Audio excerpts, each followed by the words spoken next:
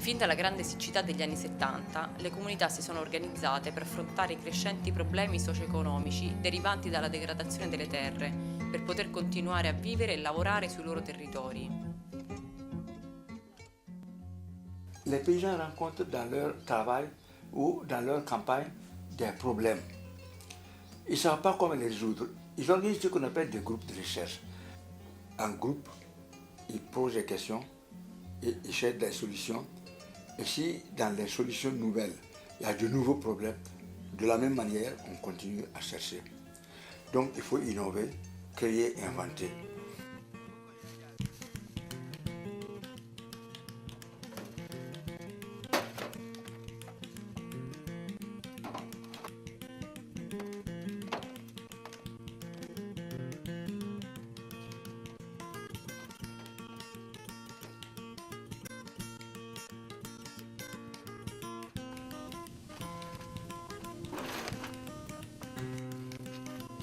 Au niveau technique, avec les communautés, ce qui peut être encouragé, c'est plus les techniques très simples et faciles à mettre en œuvre par les populations.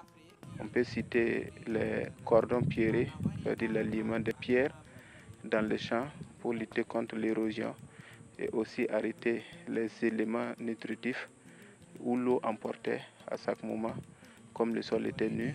On peut parler aussi des ouvrages comme le traitement des ravines, les digues filtrantes. Nous, au niveau endogène, nous avons inventé le ZAI. Ça, le ZAI est une technologie extraordinaire. Le ZAI n'a pas été inventé par nous, ça a été inventé par les ancêtres, je ne sais pas qui. Mais nous avons amélioré le ZAI. Le ZAI amélioré, c'est une nouvelle technique qui consiste à creuser sur le terrain dégradé des poquets où dans ces poquets on sème le sorgho ou le mil ou d'autres spéculations. Et dans ces poquets-là, on met le compost, c'est-à-dire la fumée organique décomposée. La plante bénéficie beaucoup plus d'eau et l'eau qui souffre avant de sortir du terrain infiltre beaucoup plus dans le sol et le sol, après une pluie, peut rester 3 jours humide. Vraiment, il y a un bas d'honneur.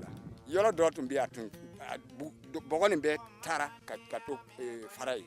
Mais bibi na ni sero yorla hali malu yere bisa ka yoro doda malu abi malu. Oltre alle tecniche sviluppate per la conservazione delle acque e dei suoli, sono state prese anche delle iniziative per la valorizzazione delle attività generatrici di reddito, che uniscono la riscoperta dei saperi tradizionali alla protezione dell'ambiente.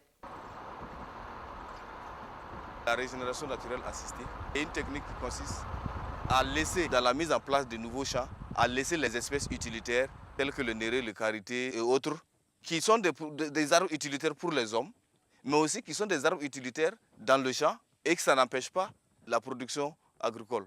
Et ça contribue à réduire la faiblesse des reboisements que nous avons connus, où il y a eu des millions d'arbres qui ont été plantés, mais avec des problèmes d'entretien, avec des taux de survie très faibles.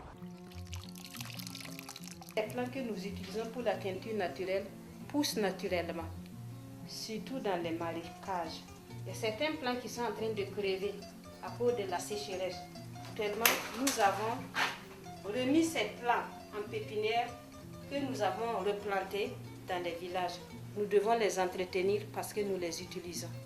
Et de plus en plus, il faut faire un reboisement qui peut être rentable. Et une fois que les populations savent que le reboisement est rentable, ils s'investissent. C'est pour cela que nous essayons de voir toutes les espèces qui disparaissent et qui sont utiles pour nous, pour notre santé, pour aussi notre travail.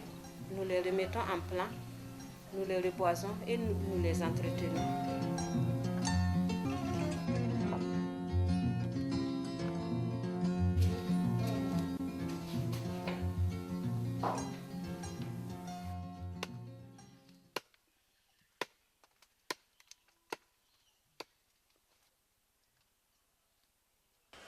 La joli mun tebe mi woni min je ya tie yitirin jubanden aya bani anu pelada aja pela mu puni ya nyuku kamani bitiam ya chwa ka ba jir ko ba chori nyal kane ke jeje mo ya laji nu kala diel no ba da ke dan tuo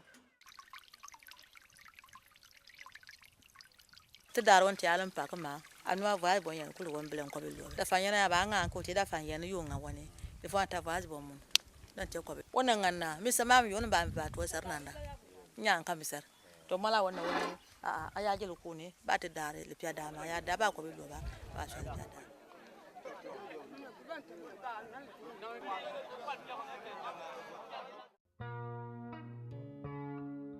Malgrado questi sforzi, le condizioni ambientali non sembrano migliorare.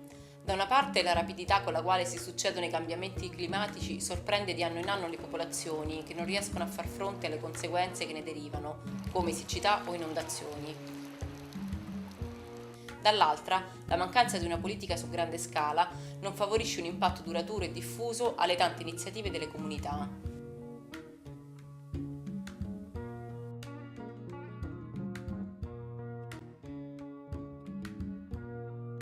Quand j'étais plus jeune que ça, c'était une fierté de voir que chez moi, il y a un espace vide.